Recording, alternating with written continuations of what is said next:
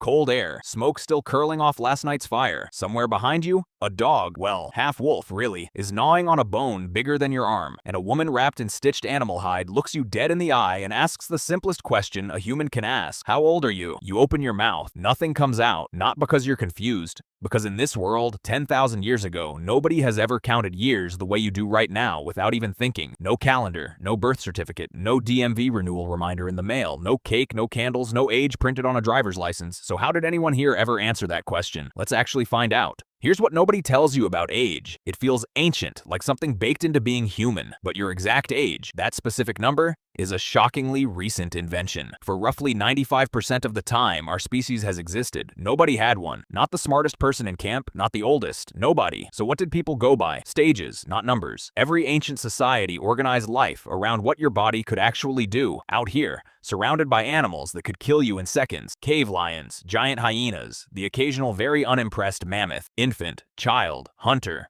parent, elder. Your age was your role. Your body was the calendar. Picture two people by that fire. By our counting, one's 16, the other's 45. Nobody there thinks that way. They'd say, one can now provide for a family. The other no longer runs down prey, but leads the tool making. Status wasn't a number. It was what you contributed today, right now, in a world with zero margin for error. Even once civilizations built real calendars, ordinary people still didn't know their age, because those calendars tracked the sun and the Nile, not individual lives. Egyptian priests predicted the Nile's flood almost to the day, genuinely impressive engineering of time. But that system existed for farming and festivals, not to tell some kid he'd just turned 24. If you were an average Egyptian, your birth was never written down, anywhere, ever. Different civilizations solved this in strange, specific ways. In Rome, boys crossed into manhood through the toga virilis, swapping a childhood toga for a man's. Somewhere between 14 and 17, no fixed date.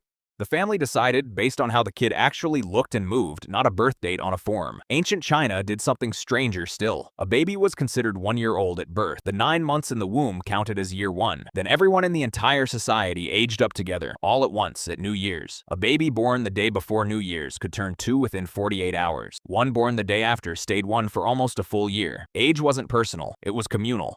Recalculated for everyone all at once. Here's the uncomfortable part. Record keeping has always followed power. The earliest confirmed birth records on Earth belong almost exclusively to royalty, because exact age decided inheritance and succession. Egyptian and Babylonian royal families tracked births with real precision. A prince's birth date decided exactly when he could take the throne. Meanwhile, the actual laborers who hauled the stone and built the pyramids with their own hands, no birth records, none. Age wasn't a right back then. It was a privilege of power. So how did regular people track age at all? Memory, not math. Communities measured age against events. You weren't born in a numbered year. You were born the year of the Great Flood, or 2 winters before the drought everyone still talks about around the fire. Your age wasn't a number. It was a story. This still happens today in communities where formal birth registration only recently arrived. Elders who know they were born around a war or a famine without ever knowing the year. And here's the genuinely wild part. Your body was tracking your age this entire time, whether anyone told you the number or not. Forensic anthropologists today can look at ancient skeletal remains, bone density, tooth wear, how growth plates fused, and pin down age at death within a few years. Your skeleton was counting the whole time. The data was never missing. What was missing was a system to turn that data into a number you could actually say out loud. So when did that change?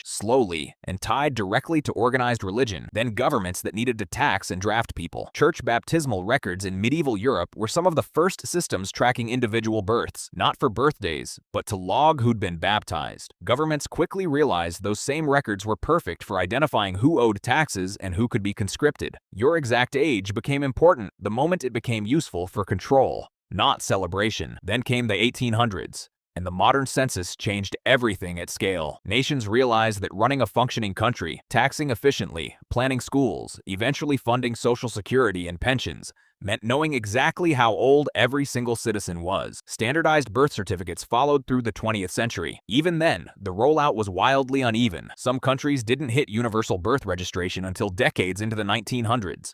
Your social security number, your driver's license, your passport, all downstream of that same push to pin an exact age to every person alive. Birthdays as personal celebrations, the cake, the candles, the happy birthday text from someone you haven't talked to in a year, are even newer than birth records. For most of history, even people with a recorded birth date didn't celebrate it annually.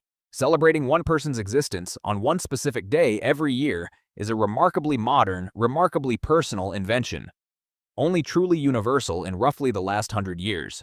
So think about that fire again. That question still hanging in the cold air. You, standing there, unable to answer something a 5-year-old today rattles off without blinking. You weren't broken. You weren't behind. You were living exactly the way nearly every human who ever existed lived. Now imagine actually answering the way someone there really would have. Not with a number, with a story, old enough to hunt, young enough to still learn, born the year of the Great Flood.